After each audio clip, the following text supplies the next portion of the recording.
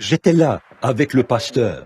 J'ai dit, hier, je lui avais demandé de m'appeler, et je me suis rendu compte que toute la journée, il n'y a pas eu d'appel. Et je me suis dit, eh bien, je me demande ce qui ne va pas.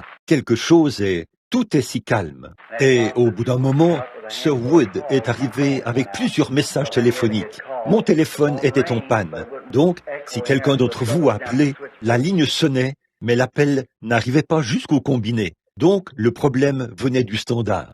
Ils ont résolu le problème vers 20 heures hier soir, ou peut-être un peu avant ça. Et le téléphone, bon, les appels passent maintenant. Nous sommes heureux d'être dans le service ce matin. J'ai attrapé un terrible rhume que j'attrape d'habitude lorsque je reviens à la maison. Je patauge dans la neige jusqu'à la taille et je passe la nuit à la Belle Étoile. Quand je suis loin d'ici, je n'y pense pas. Mais dès que je traverse cette colline là-bas, à New Albany, c'est tout ce que j'ai à faire. Descendre dans cette vallée et là, j'attrape un mauvais rhume. Et je ne sais pas, il y a quelque chose ici, dans la vallée, qui fait que c'est un endroit où la pression est basse. C'est une zone de basse pression, et ça ne me convient pas du tout. Bon, nous sommes heureux d'être à l'église, comme je l'ai dit, et d'entendre notre très bon pasteur adresser au Seigneur Jésus une requête en notre faveur. Et d'apprendre, c'est triste d'apprendre qu'il y a tant de malades et de gens qui ont des besoins, et de voir que le diable se déchaîne et qu'il rend tout le monde malade. Et une petite dame s'est levée, là, au fond, au sujet de sa sœur. Et je sais que Sir Sauer, qui est là-bas, était avec elle. Le médecin l'a renvoyée mourir chez elle. Et elle croit toujours qu'elle sera guérie. Elle est dans un état grave, très grave. C'est pareil pour ma belle-mère, qui a maintenant 70 ans. Son état est très grave. Il y a certainement beaucoup de maladies dans la région. Et là, il y a un Saint-Esprit dans la région, vous voyez, qui guérit nos maladies. Si seulement nous pouvons trouver grâce devant lui. Bon, comme j'ai la gorge irritée, non pas irritée, mais j'ai la gorge à vif. Je ne vais pas essayer de prêcher. Je vais juste vous parler un peu en me servant de la parole. Puis je vais passer la prière pour les malades, ce que j'ai promis de faire. Mais juste avant de le faire, j'aimerais annoncer d'autres réunions. Pour ce qui est de mes réunions, j'ai eu un peu d'opposition, non pas de l'opposition, mais quelques malentendus. Bien des fois, je n'ai pas les moyens de diffusion pour annoncer mes réunions, comme beaucoup des autres frères sur le champ de mission en ont, comme des annonces à la radio, à la télévision, dans des magazines et ainsi de suite. De ce fait, eh bien, quelqu'un pourrait dire, Frère Branham sera ici. Là, rien qu'aujourd'hui, il était annoncé que je serai à 3 endroits cette semaine, à 3 endroits différents. L'un au Kentucky et 2 en Californie, pour autant que je sache. Et il n'y a rien qu'on puisse faire à ce sujet, parce que je n'ai pas de moyens de diffusion officiels, alors cela rend les choses un peu difficiles. Et oui, s'il y a ici quelqu'un qui vient des environs de Madisonville, dans le Kentucky, on avait annoncé que je serais là-bas la semaine dernière, et je n'en savais rien. Lorsque je suis revenu chez moi, l'annonce avait été faite, et le frère qui l'avait faite s'appelait Epley, ou je crois que c'était son nom. Et c'est vraiment de bonne foi qu'il l'avait faite. Il m'a appelé et m'a demandé si nous pouvions faire un saut là-bas pour être une bénédiction et retirer une bénédiction de ses fidèles.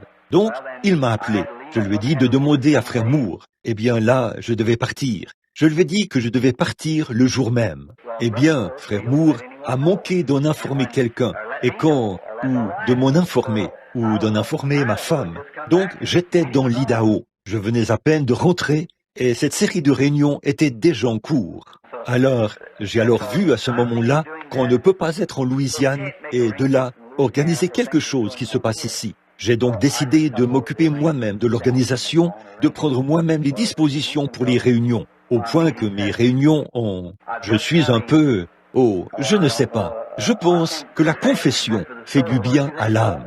Ne pensez-vous pas? J'ai vraiment laissé traîner ces choses. Je laissais n'importe qui, n'importe où, simplement laisser cela aller au hasard. Et je constate que ça ne fonctionne pas. Après un certain temps, il faut mettre sur pied un système pour cela. Et maintenant, j'essaie de prendre les dispositions nécessaires. Et j'irai rencontrer Madame Arnold.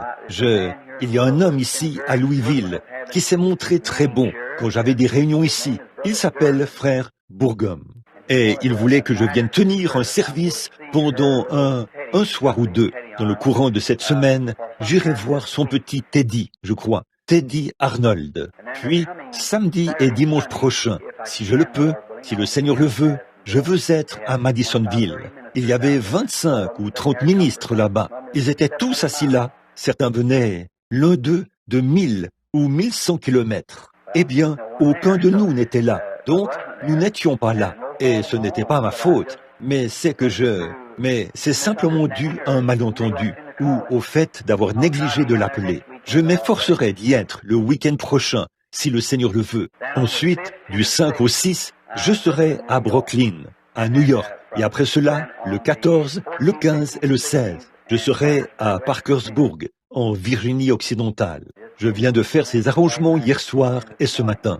Bon, il y a Charlotte, en Caroline du Sud, sur ma liste, mais je ne sais pas. Ensuite, les vacances viennent. Puis, nous irons sur la côte ouest, où on prépare une série de réunions dans une grande salle. Bon, ces réunions-ci sont de petites réunions qui se tiennent dans des écoles secondaires et des endroits de ce genre. Celle qu'on aura là-bas, sur la côte ouest, ce sera une réunion de 2 villes, une réunion conjointe de 2 villes, Oakland et San Francisco. Puis, la délégation de Phoenix, comme frère Roberts ne peut pas être là cette année. Je dois en quelque sorte prendre sa place à Phoenix, dans les réunions de toute la région de Maricopa. C'est un effort collectif. Et priez pour moi, parce que j'en ai besoin. Et je me rends compte que chaque fois que la foi s'installe, le diable braque tous les fusils de l'enfer là-dessus, comme ça, voyez-vous. Alors, ça rend les choses assez difficiles.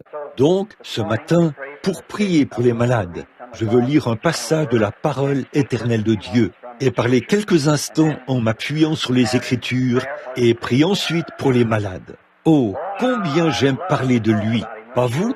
J'aime vraiment parler de lui. Maintenant, je veux lire un passage de la Bible, dans 2 Rois, le chapitre 2, le verset 12, une partie de ce verset. Élisée regardait et criait, « Mon père, char d'Israël et sa cavalerie. » Et maintenant, comme texte ou comme sujet, je veux parler sur un manteau de seconde main. Alors, puisse le Seigneur ajouter ses bénédictions alors que nous vous parlerons ce matin. Soyez en prière pour nous. Pendant cette période du règne d'Israël dans le pays, Israël était une nation. C'était une nation puissante. Et c'était une période assez paisible dans la vie militaire du pays. Mais pour ce qui est de la vie spirituelle, c'était un peu une période d'imitation. Et si nous regardons dans l'Ancien Testament, nous pouvons toujours trouver des exemples de ce qui se passe aujourd'hui. Toujours dans la Bible, les choses qui ont cours maintenant ne sont que les antitypes de ce qui était au commencement. Or, le livre de la Genèse produit tout ce qui existe dans le monde aujourd'hui. Il n'y a rien dans le monde qui n'ait pas commencé dans la Genèse, car c'est le commencement. C'est là que tous les ismes ont commencé. C'est dans la Genèse que tout ce qui a commencé a eu son commencement. Et la vraie Église a commencé dans la Genèse. Le faux croyant a commencé dans la Genèse. L'indifférence a commencé dans la Genèse. La Genèse était le commencement. Et maintenant, pendant le règne d'Élie, ou le pèlerinage d'Élie ici sur terre, il était le prophète de Dieu pour cette heure-là. Et Dieu n'est jamais resté sans témoin sur la terre. Dieu a toujours eu quelque part, en un lieu donné, quelqu'un sur qui il pouvait poser ses mains et qui lui servirait de témoin. Si donc il a fait cela depuis la Genèse, le commencement, certainement que quelque part, Dieu a un homme sur qui il peut poser sa main maintenant. Car il a plus d'un homme maintenant. Il a beaucoup d'hommes sur lesquels il peut poser sa main. Parce que nous en arrivons au temps du rassemblement, au temps de la moisson. La Genèse, c'était la période où la semence a été plantée, et ces 6000 ans ont été la période où la moisson venait à maturité. Et maintenant, la semence est devenue elle-même une semence. Elle est repassée de la semence à la fleur, et de la fleur au fruit. Et c'est maintenant le temps du rassemblement, le temps de la moisson. Toutes les grandes choses qui ont commencé, la vraie Église qui a commencé dans la Genèse, on est maintenant au temps du fruit, le fruit de l'Esprit. Et l'Antichrist qui a commencé dans la Genèse, on est maintenant à son fruit. Et nous vivons vraiment au temps de la fin de toute la dispensation de ce monde, là, de l'être mortel. Et nous sommes, c'est le temps le plus glorieux que quiconque ou que qui que ce soit dans n'importe quel âge ait jamais connu. C'est ce temps-ci, c'est un temps où on est secoué. Ce sont des temps difficiles pour les pécheurs, mais c'est un temps merveilleux pour les chrétiens, parce que nous savons que nous sommes en train de faire nos bagages, ou de déployer nos derniers petits efforts pour rentrer à la maison et rencontrer le Seigneur. Bon, les gens aujourd'hui, lorsqu'on promène le regard et qu'on voit les gros ennuis et la détresse auquel la nation est confrontée, ou il y a quelques soirs, je parlais à quelqu'un, c'était un de ces agents de surveillance qui veille. Et il a dit, frère Branham, nous venons d'être chargés par le gouvernement de ne plus jamais conseiller aux gens de se coucher loin de la fenêtre, par terre, en cas d'explosion d'une bombe, ou de ne jamais aller dans un sous-sol parce que cette nouvelle bombe qu'il pourrait guider par ondes radio de Moscou à la 4e rue ici, à Louisville, pour qu'elle frappe directement là, dans la rue. La lancée, elle contient des choses, des explosifs, et on peut l'envoyer à tant de milliers et tant de milliers, guidés par les étoiles et par radar. Elle a largué exactement sur la 4e rue ici, à Louisville, depuis Moscou en Russie. Et une fois que cela frappera à cet endroit-là, nul besoin d'avion ni rien. Il suffit de la lancer à partir d'ici et elle atterrira exactement à cet endroit-là. Elle fera un trou dans le sol d'une profondeur de 53 mètres sur 39 km² à la ronde. 39 km². Il n'y a rien d'autre à faire que de se préparer à prendre un vol vers le haut. C'est la seule chose à faire quand ces temps viendront. Imaginez un peu, ils peuvent en larguer 50 ou 100 à la fois s'ils le veulent. Tout sera terminé en l'espace de, je crois qu'il leur faut 60 ou 80 minutes, ou quelque chose comme ça, ou secondes plutôt, de là-bas jusqu'ici, pour que tout soit complètement anéanti. Il ne resterait plus rien entre Louisville et Henryville, et entre Louisville et Bardstown, ou là-bas, si ce n'est un trou dans le sol rempli de poussière. C'est tout ce qui resterait. Et en plus de ces régions qui seraient touchées, des kilomètres et des kilomètres et des kilomètres seraient brûlés au-delà de cette zone. Et pendant qu'il y en a une qui tombe là-bas, une autre tombe quelque part ailleurs, en réponse à l'autre. Je suis si heureux que nous ayons un abri. Le nom de l'Éternel est une tour forte.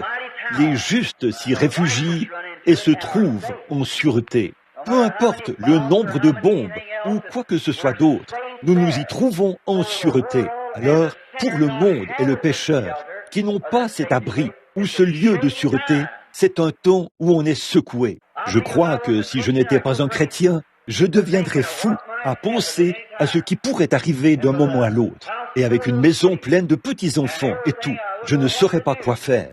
Mais je suis si heureux de pouvoir rester dans ma maison et de leur présenter un abri qu'aucune bombe ne pourra jamais toucher, ni quoi que ce soit d'autre, sous les ailes protectrices du Seigneur Jésus.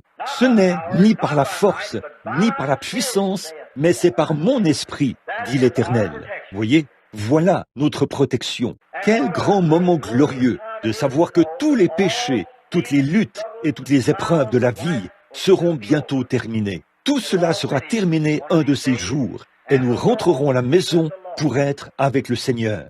Maintenant, le temps qu'il nous reste, c'est pour prêcher l'Évangile et faire entrer dans cette grande tour autant le plus grand nombre de personnes possible. Et aussi, comme nous voyons le modèle de notre leçon aujourd'hui, sur Élie, pendant son règne, ou de son pèlerinage sur la terre, eh bien, c'était un grand homme puissant. Dieu l'utilisait puissamment, avec une grande puissance. Et nous voyons que pendant cette période, il y avait un groupe d'imitateurs qui essayaient d'imiter Élie, qui essayaient de faire les mêmes choses qu'Élie faisait. Et là, nous voyons la même chose aujourd'hui, l'imitation du christianisme. Des gens qui essayent d'agir comme des chrétiens, qui essayent de faire d'eux-mêmes des chrétiens. On ne peut pas faire cela. C'est Dieu qui doit faire cela. Il est le seul qui puisse le faire. Alors, ils ont mis sur pied une école et l'ont appelée l'école des prophètes. Et ils ont tous fréquenté l'école des prophètes et ils y ont reçu de l'instruction. Et je peux imaginer que tous ces prédicateurs là-bas portaient le même genre de manteau qu'Élie portait. Je peux les imaginer en train d'essayer d'imiter sa voix, sa façon de parler et la façon dont il se présentait. Tous essayaient de faire la même chose, parce qu'Élie était un grand homme que Dieu utilisait. Et nous voyons la même chose aujourd'hui. Il n'y a pas longtemps, j'écoutais une émission de radio. Ils ont des Billy Graham partout dans cette région-ci, depuis que Billy est passé à Louisville. Tout le monde essaie d'imiter la même chose. Ils se peignent les cheveux presque de la même manière. Et portent la même chose, utilisent le même genre de voix et tout. Mais vous ne pouvez pas faire cela. Vous devez simplement être qui vous êtes et ce pourquoi Dieu vous a créé. C'est vrai. Et donc, nous voyons que la même chose s'est peut-être produite à cette époque-là. Alors Dieu, qui avait vu d'avance que les jours d'Élie étaient comptés, qu'il n'avait que tant de temps à vivre ici sur terre, comme c'est le cas pour tout le monde. Il avait prévu quelqu'un pour succéder à Élie. Et quand il l'a fait, Dieu a appelé cet homme. Il ne faisait partie d'aucun séminaire quand il l'a appelé. Il labourait dans un champ avec une paire de bœufs, faisant le service, ou prenant soin de sa mère et de son père. Et Dieu l'a appelé à être le successeur d'Élisée, ou d'Élie. Il se peut que beaucoup de ceux qui étaient à l'école aient sûrement pensé qu'il serait son successeur, qu'il porterait son manteau une fois qu'il aurait fini de le porter. Mais c'est Dieu qui appelle, c'est Dieu qui choisit, c'est Dieu qui élit, c'est Dieu qui met les choses en ordre. Dieu a placé dans l'Église les uns comme apôtres, les autres comme prophètes, les autres comme docteurs, les autres comme évangélistes et des pasteurs. C'est Dieu lui-même qui le fait. Nous ne pouvons pas rendre un seul cheveu noir ou blond. Et nous ne pouvons pas non plus ajouter une seule chose à notre taille, par nos inquiétudes. Dieu, dans sa grâce infinie, par son élection et sa préscience, met toutes ces choses en ordre, et chaque roue s'emboîte exactement comme il faut. J'aime ça. Je serais un homme découragé ce matin si je ne croyais pas à l'élection et à l'appel de Dieu. Si je pensais que le sort de ce monde dépendait de la puissance de l'homme, de la sagesse de l'homme, et du Conseil des Quatre et des Nations Unies, qui ne mentionnent même jamais le nom de Dieu, je serais un homme découragé. Mais ce n'est pas ces choses que je regarde pour en connaître l'issue. Je regarde aux pages du vieux livre que voici, où Dieu a écrit cela, et tout arrivera exactement comme il l'a dit, voilà tout. Donc, la seule chose qu'il me reste à faire, ce n'est pas de m'aligner sur eux, mais c'est de m'aligner sur le calvaire. Alignez-vous sur Dieu, alignez-vous sur sa parole, demeurez dans sa parole. Peu importe combien on a l'impression que les choses vont se passer de cette manière-là, elles se passeront de la manière dont Dieu l'a prévu. Ça ne peut pas être autrement, car comme il est infini, il connaissait la fin dès le commencement, et il fait en sorte que tout concourt à sa louange. C'est vrai, il faudra que toutes choses œuvrent ensemble, tout devra prendre forme et occuper sa propre place. Oh, il y a là de quoi donner du courage aux chrétiens. Rien ne peut mal tourner. Après tout, il ne s'agit pas de notre bataille, mais de la sienne. Il ne s'agit pas de notre sagesse, mais de la sienne. La seule chose que nous avons à faire, c'est d'y placer notre foi et notre confiance, de rester tranquille et de voir la gloire de Dieu, de voir comment cela se déplace pour être à sa place, et de voir chaque roue bouger. Il se peut qu'elle soit dispersée de côté et d'autre, mais elle se déplacera pour être juste là, exactement à sa place, lorsque Dieu prononce la parole. Il connaissait la fin dès le commencement. Il savait qui il allait choisir. Il savait qu'Élisée prendrait la place d'Élie. avant même que le monde soit formé. Tout doit fonctionner exactement comme il faut. Et nous nous inquiétons au sujet de nos bien-aimés et tout. Vont-ils jamais entrer? Si leurs noms ont été écrits dans le livre de vie de l'agneau avant la fondation du monde, ils iront tout droit là-dedans. C'est la seule chose qu'ils puissent faire. Nous rendons témoignage et nous faisons briller la lumière. C'est Dieu qui le fait, celui qui leur apporte cela. Maintenant, remarquez Élie, là, après qu'il a jeté son manteau sur lui et qu'il le lui a fait essayer. Autrement dit, Élie, le prophète, qui avait sur les épaules le manteau de Dieu, est arrivé là et l'a posé sur Élisée, le fermier, pour voir si ça lui irait. Et il lui a fallu une dizaine d'années d'ajustement pour qu'il puisse entrer dans ce manteau. Vous savez, d'habitude, Dieu nous met dans un atelier et nous taille. Eh bien, il n'a pas ajusté le manteau pour qu'il soit la taille d'Élisée.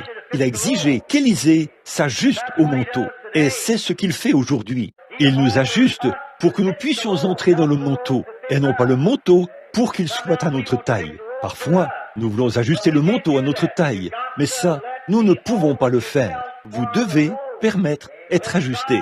Vous, pour que vous puissiez entrer dans le manteau. C'est le manteau de Dieu, et il a conçu ce manteau parfaitement. Et il doit nous faire entrer dans cette sphère-là pour que le manteau nous aille bien. Donc, nous ne pouvons pas être parfaits de nous-mêmes. Nous savons que nous ne le pouvons pas. Il n'y a aucun moyen pour nous de l'être. Et pourtant, il a dit que nous devions l'être. Donc, ce qu'il a fait, par contre, c'est qu'il a fourni une victime expiatoire pour nous, le Seigneur Jésus-Christ et sa justice. C'est par cela qu'on parvient à la perfection, ne tenir aucun compte de notre propre sainteté, ce que nous n'avons pas du tout, et de nos propres pensées, ce qui ne devrait pas être en nous, mais nous nous reposons strictement sur l'œuvre achevée du Seigneur Jésus.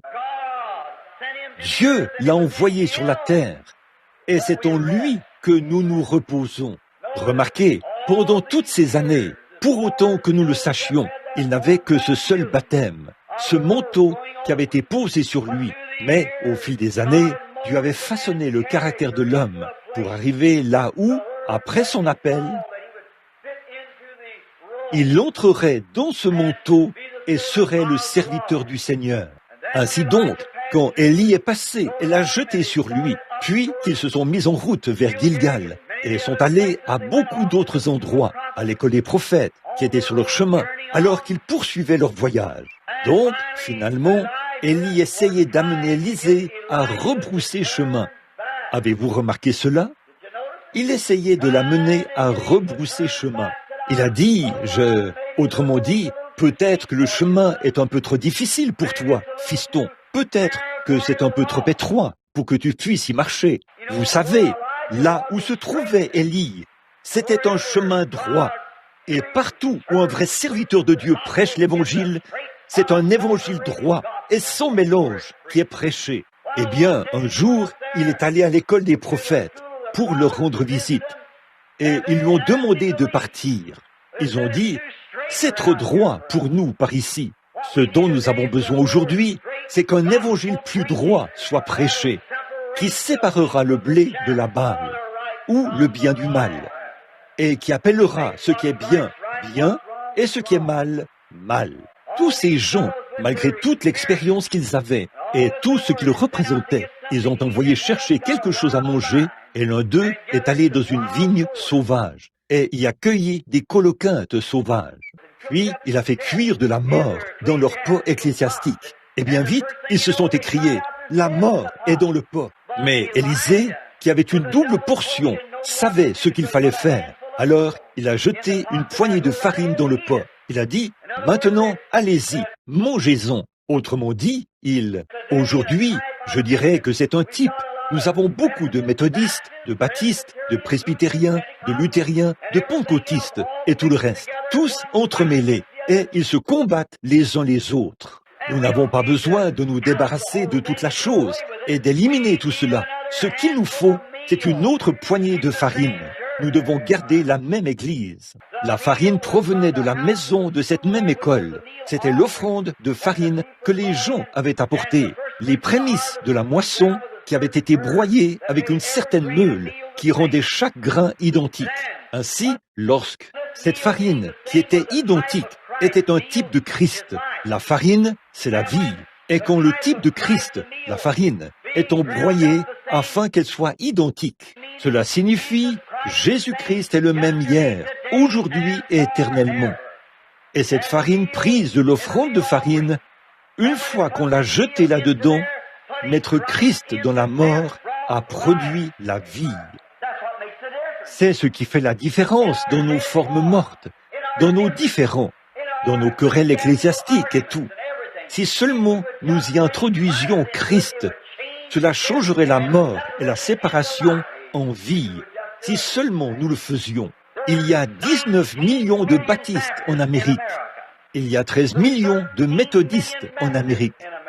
Il y a 11 millions de luthériens en Amérique. Et 10 millions de presbytériens en Amérique. Et Dieu seul sait combien de catholiques, qui sont plus nombreux que n'importe laquelle des dénominations. Mais malgré tout ça, qu'est-ce qu'il nous faut? Une poignée de farine. Nous devons apporter la vie à l'Église. Et Christ est la vie. Il est venu pour nous apporter la vie. Donc, ils avaient leurs litiges, et leurs écoles, et leur théologie, et ainsi de suite. Alors, Élie a dit à Élisée, « Tu ferais mieux de rebrousser chemin, parce que ce chemin est peut-être un peu difficile. Mais pour un homme de Dieu qui a déjà fait face à cela, ou sur l'épaule duquel le manteau de la justice et de la puissance de Dieu a déjà été jeté, ce n'est pas très facile de rebrousser chemin. Quand j'ai entendu le pasteur dire ce matin qu'un autre, beaucoup commencent à se décourager. Ce qu'il nous faut, frère, c'est de prendre courage. Ce qu'il nous faut, c'est d'être encouragé. C'est vrai, il se peut que des épreuves surviennent. Il ne nous a jamais été promis que nous serions à l'abri de ces choses, mais qu'il nous donnerait la grâce de passer au travers. Si la montagne est trop haute pour être franchie, trop profonde pour passer en dessous, trop large pour être contournée, il donnera la grâce de passer au travers de cela. C'est vrai, ne vous en faites pas du tout, mais gardez les yeux fixés sur Christ, car il est le seul qui puisse nous faire traverser. Bon, nous les voyons comme ils cheminent ensemble et arrivent à l'école. Il a dit, reste ici maintenant, demeure ici, installe-toi et sois un bon docteur en théologie, et ainsi de suite. Et un jour, tu deviendras probablement le doyen de cette université-ci. Mais moi, je dois aller encore un peu plus loin. Pouvez-vous imaginer qu'un homme de Dieu soit satisfait d'être doyen d'une université alors que la puissance de Dieu se trouvait juste autour de l'endroit où il se tenait? Non, monsieur. Il a dit, l'Éternel est vivant et ton âme est vivante. Je ne te quitterai point. J'aime ça. Tenez-vous-y, peu importe combien vous êtes découragé, même si ça vient de votre mère, de votre papa ou de votre pasteur. Restez avec lui. Ils ont poursuivi leur chemin jusqu'au Jourdain. Ils ont traversé le Jourdain. Et Élie a dit, maintenant, que veux-tu que je fasse pour toi? Il a dit qu'une double portion de ton esprit vienne sur moi. Il savait qu'il avait un travail à faire. Il a dit une double portion. Pas seulement une bonne expérience chaleureuse, pas seulement une bonne poignée de main ou une bonne communion avec le reste de l'Église, mais ce que je veux, c'est une double portion de ce qu'il y a de mieux en ce moment. Je vais vous dire une chose. Quand Dieu confie à un homme une tâche à accomplir dans le monde, cet homme doit avoir quelque chose de mieux que ce que le monde a. Il doit avoir quelque chose de mieux que ce que l'Église a. Il lui faut aller chercher une double portion. Et s'il n'y a jamais eu un temps où une double portion est nécessaire, c'est bien aujourd'hui, au milieu de tous ces gens, quelque chose de mieux, quelque chose de plus élevé. Je ne peux pas... Je pense que les haricots et le pain de maïs, c'est très bien, mais parfois je dois monter un peu plus haut. Et c'est ce que nous faisons. Il le faut. Nous devons continuer à monter. Israël rétrogradait s'il restait continuellement au même endroit. Il lui fallait soit continuer à avancer, soit reculer. Et c'est pareil pour l'Église. Donc, alors qu'ils poursuivaient leur chemin, seulement quelques minutes plus tard, il lui a dit, « Tu as demandé une grande chose, mais néanmoins, si tu me vois pendant que je m'en irai, tu pourras recevoir ce que tu as demandé. » Or, il faut que ça se fasse avec simplicité de motif, simplicité de cœur, simplicité de regard, ayant les yeux fixés sur la promesse.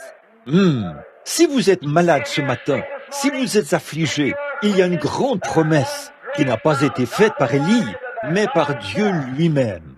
Si tu peux croire, quand tu pries, crois que tu reçois ce que tu demandes et tu le recevras. Peu importe ce que dit le médecin, peu importe combien ceci ou cela peut arriver, restez centré sur la promesse. Élie lui a donné une condition. Si tu me vois pendant que je m'en irai, ça viendra sur toi.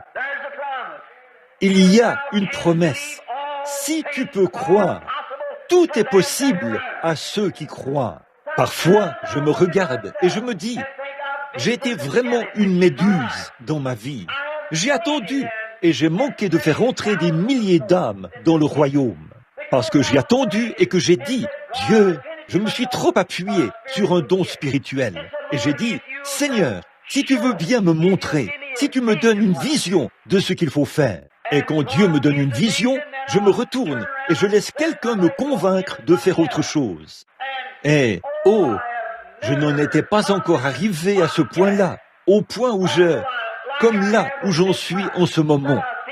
Je sens que c'est une foi, que nous devons aller de l'avant, parce que c'est une promesse. Et les choses qu'il a faites, les guérisons qu'il a opérées, et tous les miracles, à tel point qu'il est descendu et qu'il s'est fait photographier près de nous et tout. Et il n'y a jamais rien eu de semblable depuis le commencement du monde. Après quoi, je suis là comme une méduse, cela m'amène même à être déçu de moi-même. Il est temps d'avoir les yeux fixés sur la promesse. Et c'est ce que, par la grâce de Dieu, j'ai l'intention de faire. Et je me rends compte que tous les démons de l'enfer vont tirer sur cela. Mais par la grâce de Dieu, j'ai l'intention de garder mes yeux fixés sur la promesse. Élisée a dit, Élie a dit, si tu me vois pendant que je m'en irai, tu recevras ce que tu as demandé. C'est vrai, vous devez garder les yeux fixés là-dessus. Regardez la promesse. Par exemple, qu'en serait-il si quelques-uns de l'école, s'ils s'étaient retournés et avaient dit, hé les gars, comment est-ce que je m'en sors? En suivant directement le prophète, il aurait peut-être échoué, mais il ne se souciait pas de ce que l'école pensait, ou de ce que tous les docteurs pensaient. Il ne se souciait pas de ce que les voisins pensaient, ou les maisons, ou de qui le regardait. Il maintenait sa foi en la promesse. Ce qu'il nous faut aujourd'hui, c'est la foi en la promesse de Dieu, et de ne pas prêter attention à ce que dit celui-ci ou à ce que dit celui-là. Comme un frère l'a dit, un prédicateur avait 2 filles qui étaient muettes, et ceux qui critiquaient la guérison divine disaient que ces enfants ne pouvaient pas être guéris. Ne prêtez aucune attention aux critiqueurs. Gardez votre foi sur la promesse. Dieu l'a dit. La prière de la foi sauvera le malade et Dieu le relèvera. S'il peut faire qu'un sourd-muet entende, il peut faire qu'un autre sourd-muet entende. Nous savons, par des preuves infaillibles, qu'il le fait. Gardons notre foi sur la promesse. Nos yeux centrés, nos oreilles centrées, nos cœurs centrés, et sur une seule chose, sur Jésus-Christ. Il est capable d'accomplir ce qu'il a promis. Quand on pense à ça, ça change complètement le tableau. Une fois qu'on a saisi cela, Dieu a fait la promesse. Dieu est celui qui l'a dit. Eh bien, ici, c'était le représentant de Dieu qui l'avait dit. Et là, c'est Dieu lui-même qui l'a dit. Alors, qu'est-ce que nous pouvons faire? Rien d'autre que de garder notre esprit fixé sur cela. Il a dit, si tu me vois pendant que je m'en irai, tu pourras recevoir la promesse. Élisée a gardé les yeux fixés sur Élie. Peu importe ce qui hurlait de chaque côté, ce qui se passait de chaque côté, ce qui s'était passé auparavant, il n'y a même jamais jeté le moindre coup d'œil. Il gardait les yeux fixés sur la promesse. Voilà, c'est ça. Vos yeux fixés sur la promesse. Je pense à la dame à qui nous avons rendu visite l'autre soir, sœur Sauer. Le médecin lui disait combien son état était grave. Je ne le lui ai pas dit, je l'ai dit à un de ses proches. Combien il serait impossible qu'elle se rétablisse un jour. Alors, frère, son gendre m'a posé la question à ce sujet. J'ai dit, si elle peut garder les yeux fixés sur la promesse. Quoi qu'il arrive, gardez les yeux fixés sur la promesse. Il y a quelques semaines, Sœur Wood, ici, et Frère Wood, 2 de nos amis intimes, ici à l'église. J'étais dans le Michigan avec mes amis Léo et Jean. Nous avions quitté la réunion de Chicago et nous étions partis avec certains de leurs fidèles pour pendant 2 jours pour aller chasser le cerf avec des arcs et des flèches. Et lorsque j'étais sur le chemin du retour, ma femme avait pu me joindre et elle a dit « Prie pour la mère de Madame Wood. Un cancer lui a rongé le visage. » Et elle a dit « Je n'ai jamais vu Sir Wood aussi inquiète. Elle pleure. » Sir Wood a toujours été une héroïne de la foi depuis que Dieu a guéri son garçon qui avait une jambe atrophiée et qu'il l'a guéri de la tuberculose, et ainsi de suite. Mais elle avait baissé les bras. Là-bas, dans la pièce, ce soir-là, nous avons prié. Quand nous sommes arrivés, Madame Wood a dit « Frère Branham, nous allons aller la voir. » Et nous sommes allés voir sa mère, qui était à Louisville.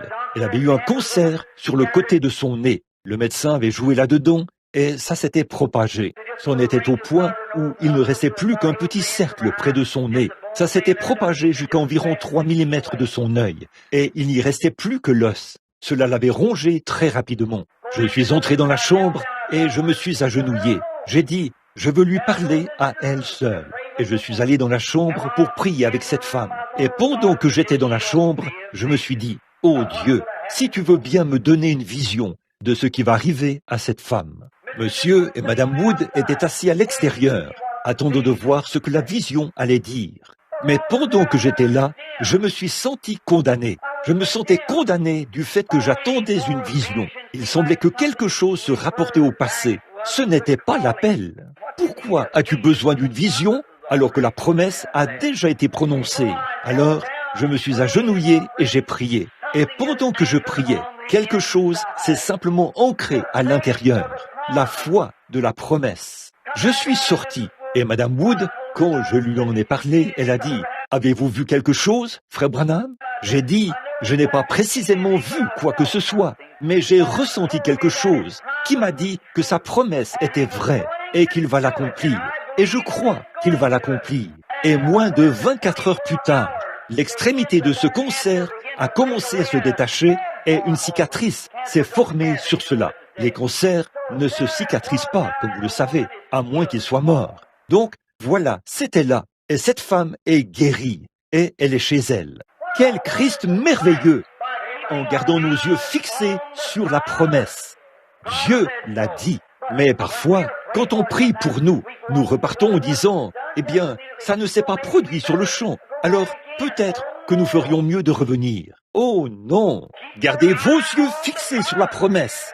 Dieu l'a dit, ça règle la question. C'est tout. Si Dieu l'a dit, c'est qu'il est capable de tenir sa promesse. Sinon, il ne ferait jamais la promesse. Abraham a appelé les choses qui n'étaient pas comme si elles étaient. Et pendant 25 ans, il a tenu bon face à l'impossible, parce qu'il estimait que Dieu était capable d'accomplir ce qu'il avait promis. Amen. Et nous sommes les enfants d'Abraham par la foi. Certainement qu'Élie avait les yeux fixés sur, ou Élisée sur Élie, pendant qu'ils poursuivaient leur chemin. Et au bout d'un moment, le char est venu et les a séparés, l'un d'un côté et l'autre de l'autre. Puis, il a emporté Élie.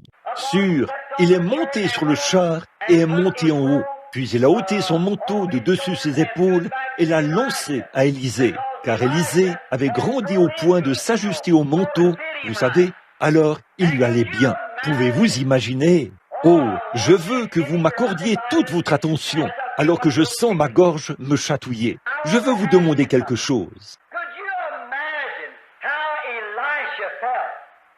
Pouvez-vous imaginer comment Élisée s'est senti lorsqu'il a ramassé ce manteau et qu'il l'a placé sur son épaule à lui? Oh, quelle sensation!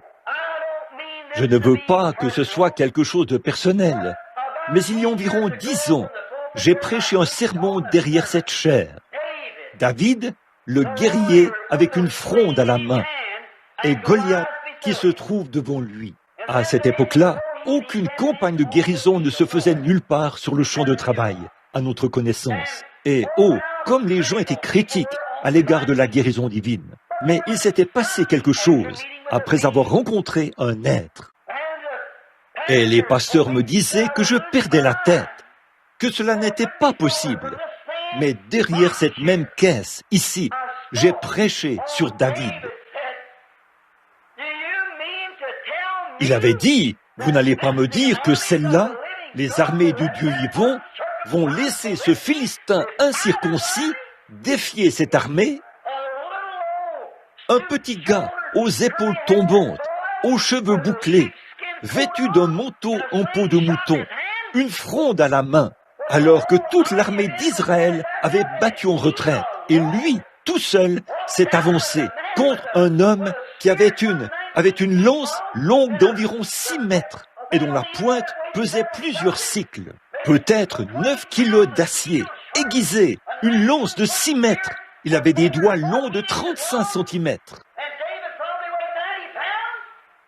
Et David, qui pesait probablement 40 kilos, était là, à sautiller comme un petit coq nain, et disait « Vous n'allez pas me dire, oh là là, que vous allez permettre à ce Philistin incirconcis, s'il reste à sa place, eh bien qu'il y reste. Mais là, il défie les armées du Dieu vivant. Oh là là, quel héros! Et vous avez tous peur d'aller le combattre? Il a dit « Laissez-moi l'affronter. » Oh là là, il a dit « Le Dieu du ciel m'a permis de tuer un lion avec une fronde. Il m'a permis de tuer un ours avec une fronde. À combien plus forte raison livrera-t-il entre mes mains ce Philistin incirconcis? Certainement. Et une fois que la première victoire a été remportée et que Goliath a été terrassé, toutes les armées d'Israël ont suivi David. Et ils ont coupé des têtes. Ils ont battu Israël ou battu les Philistins jusque dans leur propre territoire. Ils les ont acculés dans les coins, les ont massacrés, ont pris leurs villes et tout, et ont remporté la victoire. Frères et sœurs, la même chose a été faite dans le domaine du surnaturel. Lorsqu'ils ont dit « La guérison divine ne peut pas marcher. Les jours des miracles sont passés. Si les jours des miracles sont passés, les jours de Dieu sont passés. L'Église qui ne croit pas au surnaturel finira par mourir. Et Dieu quittera cette Église. Forcément. Et Dieu a fait la promesse. Et les promesses de Dieu sont éternelles. Ici, il y a quelque temps, lorsque des jeunes filles manipulaient du radium, elles trempaient cela là-dedans et peignaient les aiguilles des montres. J'en ai sur celle-ci. Et une jeune fille a fait une erreur et a mis le pinceau dans sa bouche. Ça l'a tuée. Et des années plus tard, on a pris un microscope qu'on a placé sur le crâne de cette jeune fille. Et on pouvait encore entendre ce radium faire brrr, brrr, brrr. Ça n'a pas de fin. Ça reste actif encore et encore.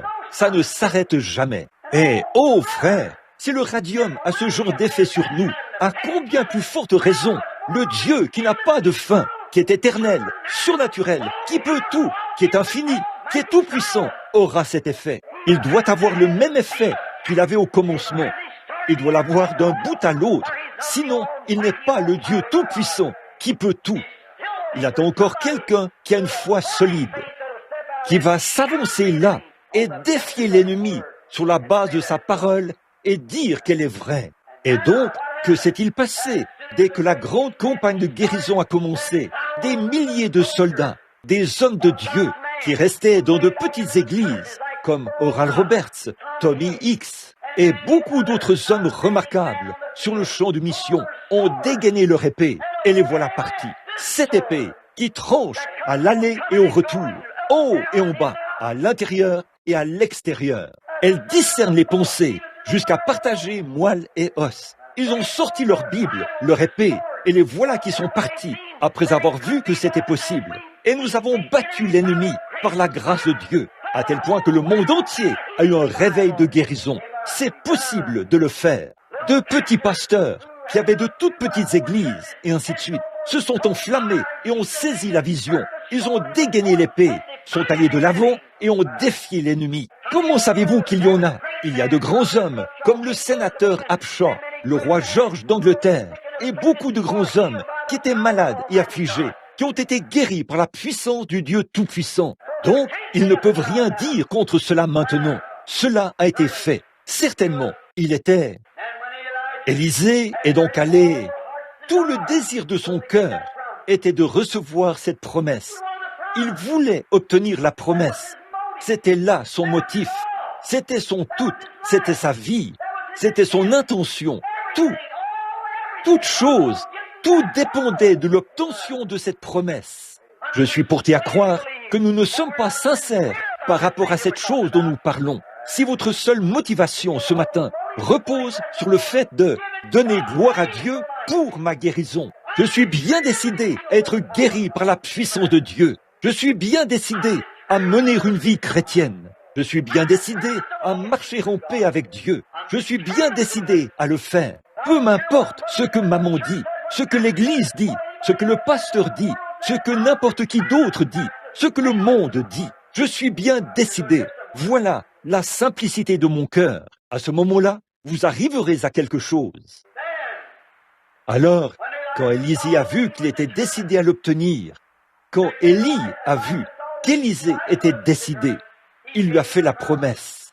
Là, la promesse, c'était « Si tu me vois, pendant que je m'en irai, si tu peux me voir, pendant que je partirai. » Maintenant, c'était à Élisée d'y voir. Il voulait entendre la promesse. Alors, il a reçu la promesse. Mais là, il y a un « si » dans la promesse. « Si tu peux me voir, pendant que je m'en irai. » Eh bien, si vous êtes malade ce matin et que vous voulez être guéri, je peux vous prouver que Christ vous a donné la promesse. La promesse est à vous. Si tu peux croire, si tu peux croire, ne soyez pas vaincus. Voici maintenant Élisée, enveloppé du manteau d'Élie, le prophète. Quelle marche de vainqueur! Oh, combien il marchait là, s'avançant vers le ciel en vainqueur. Il avait entendu la promesse, il sentait la puissance, il avançait comme un guerrier, tout droit vers le Jourdain. Que Dieu soit loué, mon ami. Ce matin, chaque croyant qui est revêtu de la justice de Christ avance vers le chemin du Jourdain. C'est vrai que les bombes atomiques arrivent, qu'elles le fassent, de quelque manière que ce soit. Nous sommes couverts du manteau et nous marchons des vainqueurs. Amen. Je ne crains point, j'ai vaincu le monde. Oui, monsieur. Souvenez-vous de quoi? J'ai vaincu le monde. C'est Christ qui a dit cela. Élie marchait vêtu d'un manteau de seconde main, même comme un vainqueur, exactement, en avançant vers le Jourdain. Frère, permettez-moi de dire ceci en ce qui vous concerne. Ne revêtez surtout pas le manteau de quelqu'un d'autre, un manteau tout rongé par les mythes, par les doutes, et que toutes ces défaites, ces superstitions, ces hauts et ces bas ont truffé de trous et qui fuient de partout. Revêtez le manteau du vainqueur. Christ, ne vous fiez pas à votre Église, qui enseignait autrefois le salut par le baptême du Saint-Esprit, qui enseignait autrefois la guérison divine, et qui maintenant nie cela, et qui est complètement rongé par les mythes du doute et tout le reste. Revêtez-vous du manteau de celui qui n'a jamais perdu une seule bataille, car vous êtes en route vers le Jourdain. Amen. Bon, il était vêtu d'un manteau de seconde main, c'est vrai. Et ce matin, beaucoup de gens sont vêtus de manteaux de seconde main. Mais lorsqu'il est arrivé au Jourdain, il s'est rendu compte que le manteau seul ne suffirait pas pour accomplir la tâche. C'est vrai. Et l'Église, les méthodistes, les baptistes, les pentecôtistes, les presbytériens, oh, nous avons des écoles nous avons toute l'éthique de la Bible, d'un bout à l'autre. Nous avons bel et bien tous les manteaux tissés, les promesses. Nous avons tout cela. Oh, nous sommes baptisés, ensevelis, et nous sommes très apostoliques. Nous avons la foi apostolique. Nous croyons en la guérison divine. Nous croyons en Dieu. Nous croyons aux puissances de Dieu. Nous avons baptisé dans la Bible, de la manière dont la Bible dit. Nous avons reçu le Saint-Esprit. Nous avons parlé en langue. Nous faisons toutes ces choses.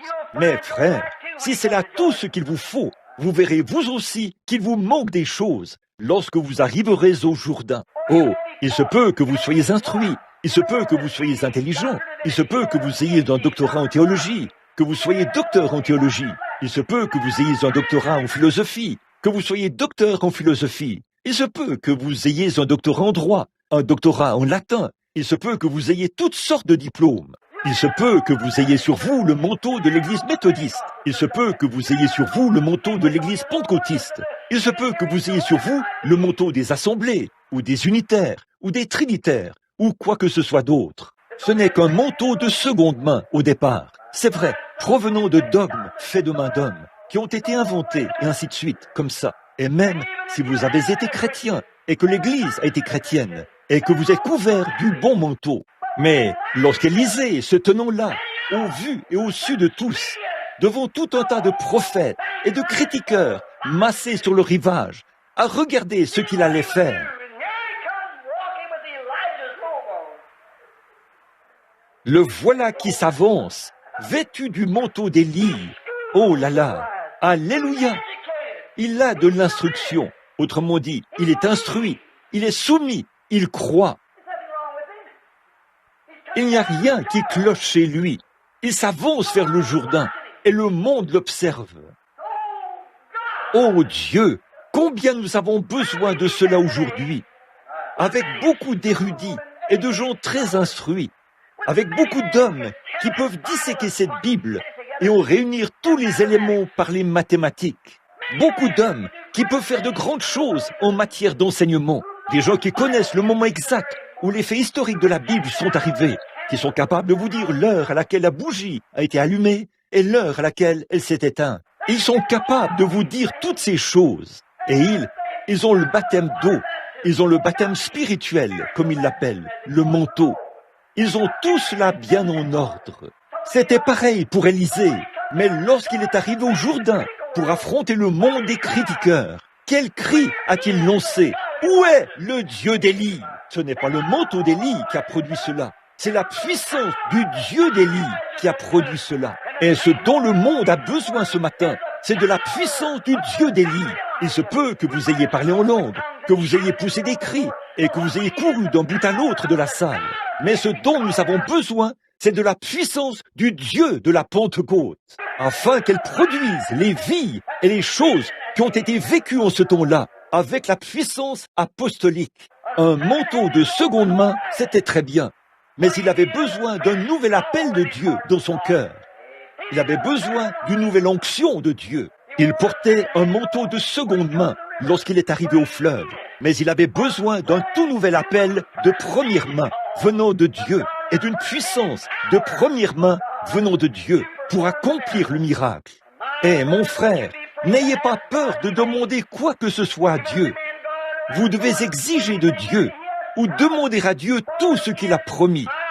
Car si je présente un Dieu qui est omnipotent et qui peut tout, et si je suis un serviteur de Dieu, je dois faire les œuvres de Dieu.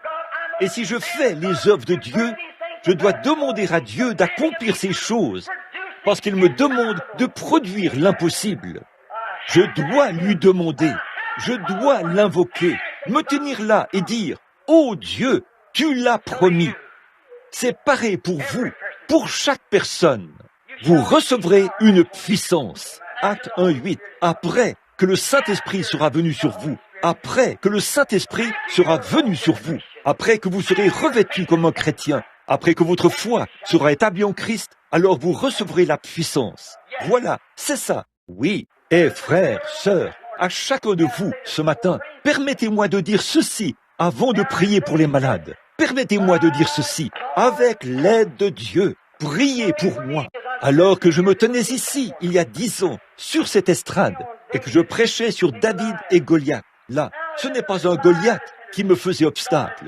Dieu l'a tué devant moi. Mais ce qui me faisait obstacle, c'est un manque de foi, le manque de quelque chose que je savais être là. Et je m'écrie de nouveau devant ce petit tabernacle ce matin. Où est le Dieu qui a fait cette promesse? Où est le Dieu qui m'a rencontré avec ceci là-bas? Viens, ô Dieu, et donne-moi du courage. Donne-moi de la force. Donne-moi un esprit déterminé, quoi qu'il arrive. Que ça semble sombre ou que ça semble, quelles que soient les apparences, que j'aille de l'avant. La promesse est vraie. Frères, sœurs, un de ces jours, à vous, amis pécheurs, qui sont ici ce matin, et à vous qui essayez d'imiter le christianisme, il se peut que vous apparteniez à une église, c'est très bien, je n'ai rien à dire contre ça. Je n'ai rien contre vos bonnes études supérieures, ou contre votre théologie, je n'ai rien contre ça. Mais, oh, où est ce Dieu? Ce n'était pas Élie, après tout. Ce n'était pas Élie qui avait ouvert ce fleuve. Ce n'était pas son manteau. Élisée l'avait pris de son épaule. Il l'avait replié exactement de la même manière qu'Élie l'avait fait. Mais lorsqu'il a essayé de l'agiter, il n'y avait pas de puissance là-dedans. Alors il s'est écrié, sachant que Dieu était quelque part. Où est ce Dieu? Où est-il? Alors quelque chose a dû frapper le prophète, car il a agité ce manteau et a frappé l'eau, et elle s'est ouverte de part et d'autre. Et devant le clergé de ce jour-là, devant les critiqueurs de ce jour-là, il a traversé le Jourdain, exactement comme Élie l'avait fait avant lui. Nous n'avons pas besoin des enseignements, nous avons cela, mais nous avons besoin du Dieu d'Élie. Nous avons besoin que la puissance du Dieu d'Élie revienne dans notre Église. La puissance de faire en sorte que cela s'ancre et de déclarer que la parole de Dieu est vraie, envers et contre tout. Et nous tous qui sommes ici ce matin, en tant qu'êtres humains, nous sommes en route vers le Jourdain. Et une fois qu'il est arrivé au Jourdain, vous arriverez là-bas, un de ces matins ou un de ces soirs. Lorsqu'il est arrivé au Jourdain, il marchait comme un vainqueur. Mais lorsqu'il est arrivé au Jourdain, c'était là la différence. Il était vêtu d'un manteau de seconde main. Un autre homme l'avait porté, mais c'était un bon manteau. Et il savait qui était l'homme qui avait porté ce manteau. Frères, sœurs, un de ces matins, je dois arriver au Jourdain. Je réfléchissais. Cet après-midi, nous irons chez frères et sœurs Wright. Ne les oubliez pas, ce sont leurs noces d'or. Je crois que l'Église, ils auront un dîner avec eux. L'autre jour, je me disais, 50 ans, et je les vois tous les deux qui sont bien avancés en âge et fatigués. Je me suis dit, oui, j'ai 47 ans. Ils se sont mariés juste 3 ans avant ma naissance. 47 ans. Je m'avance vers le Jourdain. Je vais forcément descendre là-bas. Je vais forcément aller là-bas. Je vais arriver là-bas. Il se peut que ce soit par un accident de la route. Il se peut que je tombe d'en haut d'un avion. Il se peut que je sois percé d'une flèche du diable quelque part et que je meure. Je ne sais pas comment je partirai, mais je sais une chose, c'est que je partirai et j'avance vers le Jourdain. Mais quand j'arriverai là-bas, je veux savoir une chose, que moi aussi, je suis vêtu d'un manteau de seconde main. Je ne me fie pas au mien, parce qu'il ne vaut rien. Car dès qu'Élisée a ramassé le manteau d'Élie, il a déchiré le sien et l'a jeté par terre. Et c'est ce qui s'est passé quand j'ai trouvé Christ. Je me suis déchiré moi-même.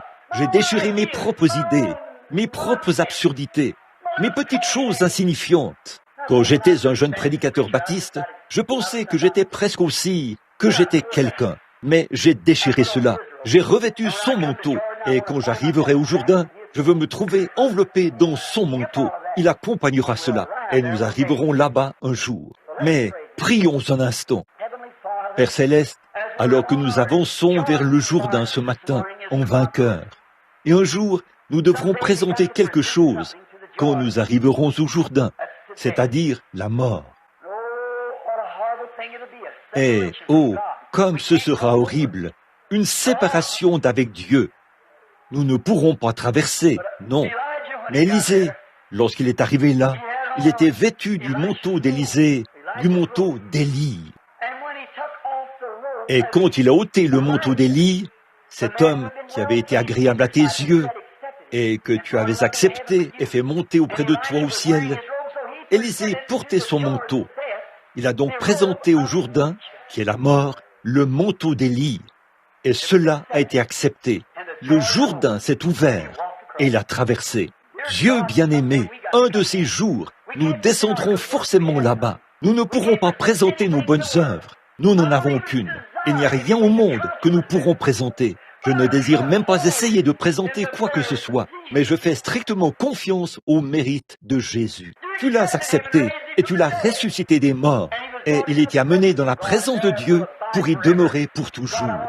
Et ô Dieu, c'est ce que je veux te présenter. Je crois en lui et je l'aime. Et par sa grâce, il nous a revêtus de son manteau. Et je te prie, Père, de nous venir en aide maintenant, en ces jours de bataille.